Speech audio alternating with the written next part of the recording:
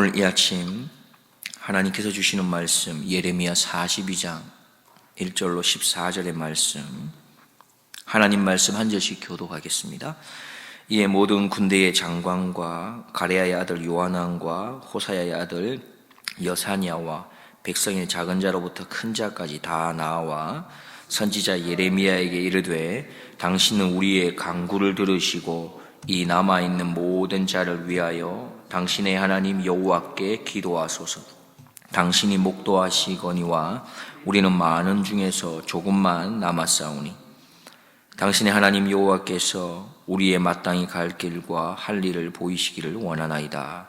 선지자 예레미야가 그들에게 이르되, 내가 너희 말을 들었은즉 너희 말대로 너희 하나님 여호와께 기도하고 무릇 여호와께서 너희에게 응답하시는 것을 숨김이 없이 너희에게 고하리라.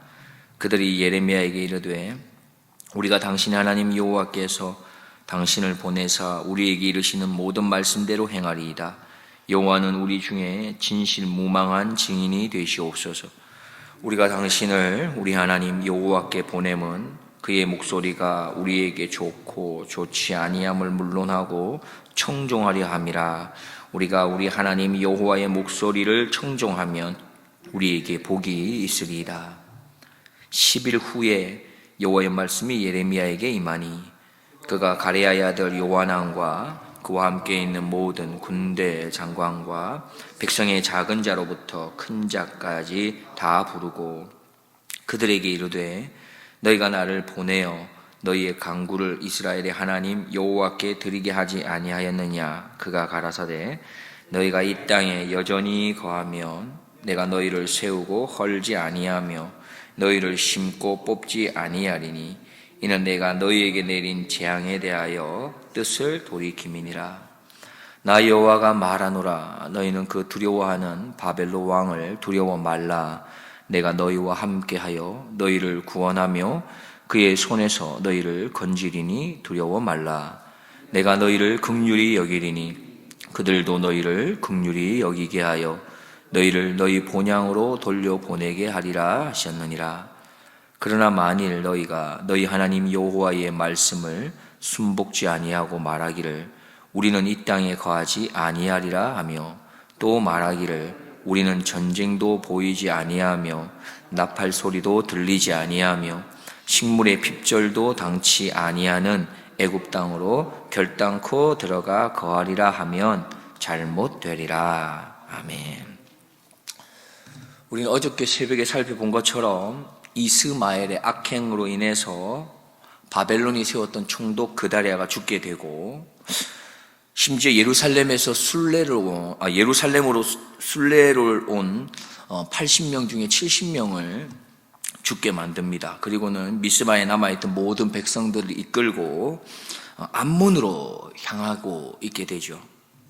예레미야 41장 10절입니다. 미스바에 남아있는 왕의 딸들과 모든 백성 곧 시위대장 느부사라단이 아이감의 아들 그다랴에게 위임하였던 바 미스바에 남아있는 모든 백성을 사로잡되 곧 느다냐의 아들 이스마엘이 그들을 사로잡고 암몬 자손에게로 가려 하여 떠나니라 했습니다.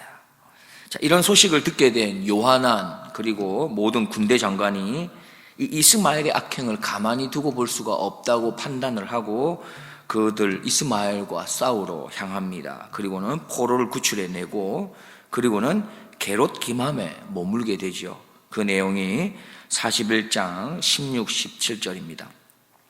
가레야의 아들 요하난과 그와 함께하는 모든 군대 장관이 느다냐의 아들 이스마엘이 아이감의 아들 그다랴를 죽이고 미스바에서 잡아간 모든 남은 백성 곧 군사와 여인과 유아와 환관을 기브온에서 빼앗아 가지고 돌아와서 애굽으로 가려 하여 떠나 베들레헴 근처에 있는 게롯 기맘에 머물렀으니, 자, 이렇게 요하난 그리고 그와 함께했던 남은 백성들은 지금 애굽으로 향하는 길목, 거기 게롯 기맘에 있습니다. 자, 이런 상황 가운데서 요하난과 그 함께하고 있었던 남은 백성들이 예레미야에게 나오게 되죠. 그리고는 자신들을 위해서, 우리들을 위해서 하나님께 기도해달라 당부합니다. 그게 오늘 본문 1절과 2절입니다. 이에 모든 군대의 장관과 가레야의 아들 요하난과 호사야의 아들 여사냐와 백성의 작은 자로부터 큰 자까지 다 나와 선지자 예레미야에게 이르되 당신은 우리의 간구를 들으시고 이 남아있는 모든 자를 위하여 당신의 하나님 여호와께 기도하소서. 당신이 목도하시거니와 우리는 많은 중에서 조금만 남았사오니. 자, 기도를 요청한 후에 이 백성들은 다시금 말합니다. 당신을 통해서 하나님께서 우리를 향해서 어떤 말씀을 하시든지 우리가 그대로 순종하겠습니다. 5절과 6절이죠. 그들이 예레미야에게 이르되 우리가 당신의 하나님 여호와께서 당신을 보내사 우리에게 이르는 모든 말씀대로 행하리이다. 여호와는 우리 중에 진실무망한 증인이 되시옵소서. 우리가 당신을 우리 하나님 여호와께 보냄은 그의 목소리가 우리에게 좋고 좋지 아니함을 물론하고 청종하려 함이라. 우리가 우리 하나님 여호와의 목소리를 청종하면 우리에게 복이 있으리이다. 예레미야는 백성의 부탁을 받고는 기도합니다. 그리고는 10일이 지난 후에 하나님으로부터 기도의 응답을 받고 백성들을 다시금 부르게 되지요. 그리고 그들에게 말합니다. 그들에게 말한 내용은 이와 같습니다. 이 땅에 거해야 한다. 바벨론을 두려워하지 말고 애굽으로 내려가지도 말아라. 10절과 11절 말씀이죠. 너희가 이 땅에 여전히 거하면 내가 너희를 세우고 헐지 아니하며 너희를 심고 뽑지 아니하리니 이는 내가 너희에게 내린 재앙에 대하여 뜻을 돌이킴이니라. 나 여호와가 말하노라. 너희는 그 두려워하는 바벨론 왕을 두려워 말라. 내가 너희와 함께하여 너희를 구원하여 그의 손에서 너희를 건지리니 두려워 말라. 자, 이러한 것이 오늘 본문의 내용이 되겠습니다. 오늘 주시는 이 말씀을 통해서 우리에게 주시는 하나님의 메시지는 무엇이겠습니까? 지금 요한왕과 또한 남아있는 이 백성들은 어디에 있는 것입니까? 바로 게롯 기맘에 있습니다. 그런데 그냥 게롯 기맘이라고 말하지 아니하고 그 앞에 수식어를 달고 있죠. 애굽으로 향하는 길목에 있는 게롯 기맘에 있습니다. 그리고는 예레미야에게 하나님의 뜻을 묻고자 합니다. 그런데 사실 그들은 마음이 어디에 빼앗겼습니까? 애굽으로 내려가는 곳에 마음이 이미 가 있는 것이죠. 왜 그렇습니까? 바벨론이 세워놓았던 총독 그다랴가 죽었다고 하는 이 사실이 바벨론에게 들려지게 되면 어떻게 될까요? 아마도 분명히 바벨론에서 가만히 있지 않을 것입니다. 다시금 쳐들어와서 피바람이 불 것이 너무나도 자명해 보이는 것이죠. 그래서 그들은 바벨론의 그 칼을 피해서 애굽으로 도주하는 것이 안전하다고 생각했던 것입니다. 아마 그것이 가장 현명한 것이라고 판단했을 것입니다. 그렇다면 우리가 여기서 잠시 생각해 보고자 합니다. 자, 요한왕과 또 그와 함께 했던 무리들이 게롯 기맘에 머물고 있는 이 상황은, 이 그들의 생각은 잘못된 것이겠습니까? 만약 우리가 이와 똑같은 상황에 처해지게 된다면 우리는 어떤 판단을 내릴 것 같습니까? 너무나도 자명해 보이는 바벨론의 그 칼날이 바로 눈앞에 보이는데 곧 죽음이 다가올 것 같은데 그럼에도 불구하고 이 유다 땅에, 이 땅에 남아있을 수 있었을까요? 어떤 주석에서는 요한왕과 무리들이 애굽으로 향하는 게롯 기맘에 머물렀다는 이 내용만 두고도 그들은 이미 하나님으로부터 마음이 떠났고 그냥 별 의미 없이 예레미야에게 기도를 부탁한 것으로 보기도 합니다. 자, 우리 학창시절을 한번 생각해 보겠습니다. 중학교 때, 고등학교 때 수련회를 다들 참석해 보셨을 텐데요. 그때 하나님을 만나는 경험이 특별히 있을 때가 있습니다. 그런데 수련회뿐만이 아니죠. 우리의 신앙생활 가운데도 마찬가지입니다. 크고 작은 하나님과의 만남, 감격적인 만남, 뜨거운 만남들이 있습니다. 그런데 그런 만남들이 얼마나 지속되던가요?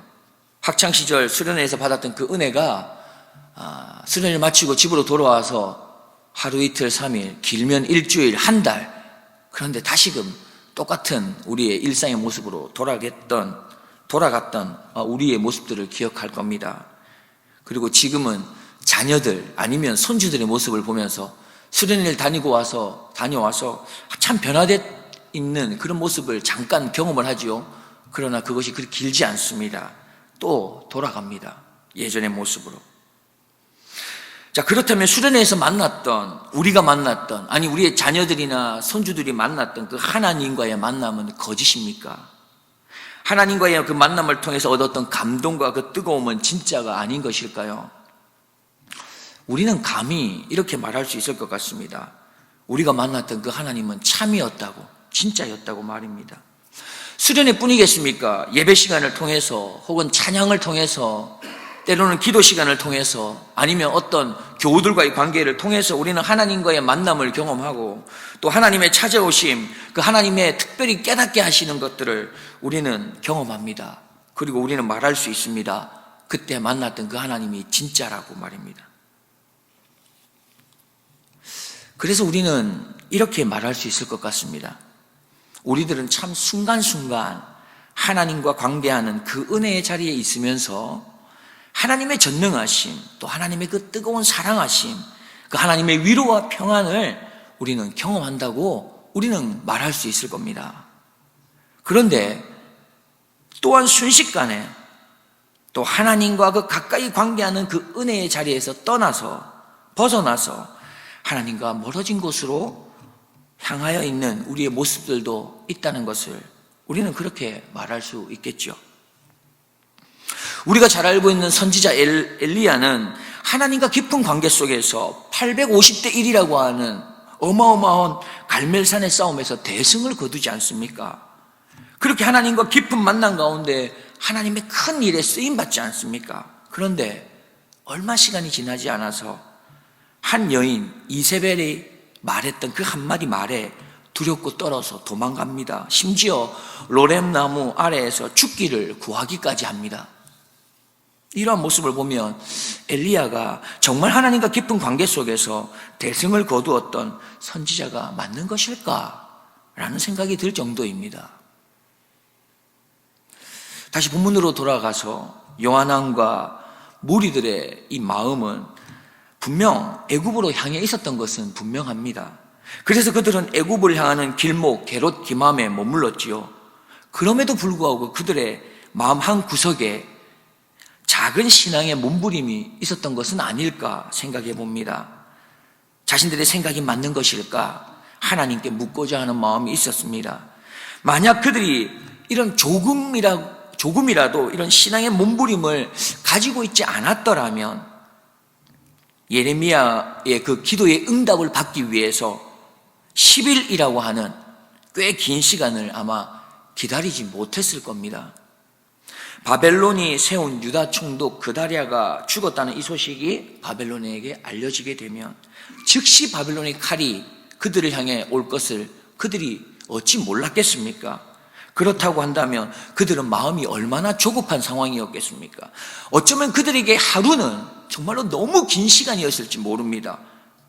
아차 하면 그들이 곧 죽을지도 모르기 때문입니다. 그러나 이러한 가운데도 그들은 10일이라고 하는 꽤 긴 시간을 기다립니다. 7절에 보면 10일 후에 여호와의 말씀이 예레미야에게 임하니, 그들은 그렇게 하나님을 향한 작은 신앙의 몸부림을 칩니다. 신앙인으로서의 모습에 자기 나름대로 최선을 다해 보았던 것이죠. 그렇게 불안한 마음을 안고 10일을 기다렸습니다. 그런데 그들이 마지막 10일 후에 그들이 예레미야의 말을 듣고는 더욱 실망에 빠지게 됩니다. 왜냐하면 예레미야를 통해서 듣게 된 그 하나님의 말씀이 자신들이 기대했던 말이 아니었기 때문입니다. 그래서 결국 그들은 하나님의 말씀을 따르지 않고 자신의 생각, 자신의 판단에 따라 결정하기에 이르는 것이죠. 그렇습니다. 그들은 하나님을 향한 신앙이 전혀 없었던 것은 아니지만 또한 하나님을 향한 온전한 신뢰도 없었던 것입니다. 꼭 이와 같습니다. 가시떨기 밭에 뿌려진 씨앗 같은 것이죠. 겉으로 보기에는 자라가는 것 같고 살아있는 것 같은 그런 신앙인데 마지막에 보면 결국 신앙이 없는 결과를 맞이하는 것 말입니다. 그들은 수고했고 헌신도 했고 봉사했고 희생했을 것입니다. 그럼에도 불구하고 그들의 마지막 선택은 결국 아무짝에도 쓸모없는 결과를 맞이하는 선택을 하게 됩니다.